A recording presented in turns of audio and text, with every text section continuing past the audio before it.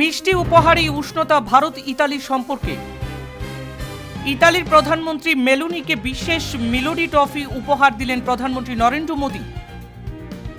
প্রধানমন্ত্রী মোদীর দেওয়া মিলোডি ট্রফি উপহার ঘিরে আলোচনায় জর্জিয়া মেলোনি।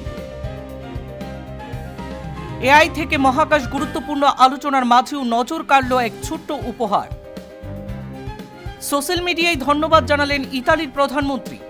2024 সালে প্রধানমন্ত্রী হিসাবে দায়িত্ব নেওয়ার পর থেকেই নরেন্দ্র মোদী বিশ্বের বিভিন্ন দেশের রাষ্ট্রপ্রধানদের সঙ্গে সুসম্পর্ক গড়ে তুলে ভারতের কূটনৈতিক অবস্থানকে আরও শক্তিশালী করার চেষ্টা চালিয়ে যাচ্ছেন।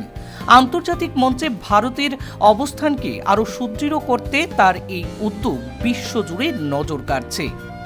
এবার সেই কূটনৈতিক উষ্ণতার নতুন উদাহরণ দেখা গেল ইতালির প্রধানমন্ত্রী জর্জিয়া মেলোনির সঙ্গে।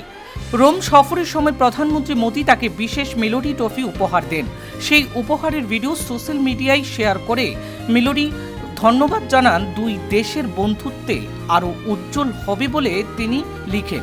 মুহূর্তেই ভিডিওটি যেন ভাইরাল হয়ে যায়। জানা যায় সফরের সময়ই মোদী এই বিশেষ ট্রফির প্যাকেট সঙ্গে নিয়ে যান। উপহার পেয়ে আনন্দ প্রকাশ করেন মেলোডি, যা দুই দেশের সম্পর্কের এক মিষ্টি প্রতীক হিসাবে সামনে আসে।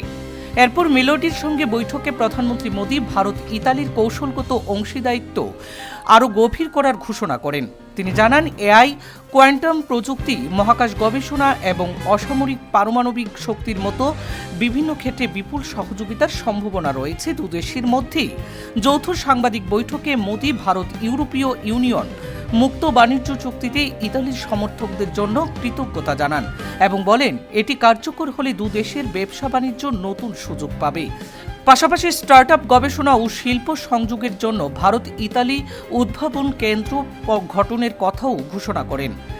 রোম সফরে পৌঁছানোর পর থেকেই মেলোডি তাকে উষ্ণ অভ্যর্থনা জানান এবং কেলুসিয়ামের সামনে সেলফিও শেয়ার করেন। এই সফরে বাণিজ্য, প্রতিরক্ষা, সবুজ শক্তি ও প্রযুক্তি নিয়েও গুরুত্বপূর্ণ আলোচনা হয়।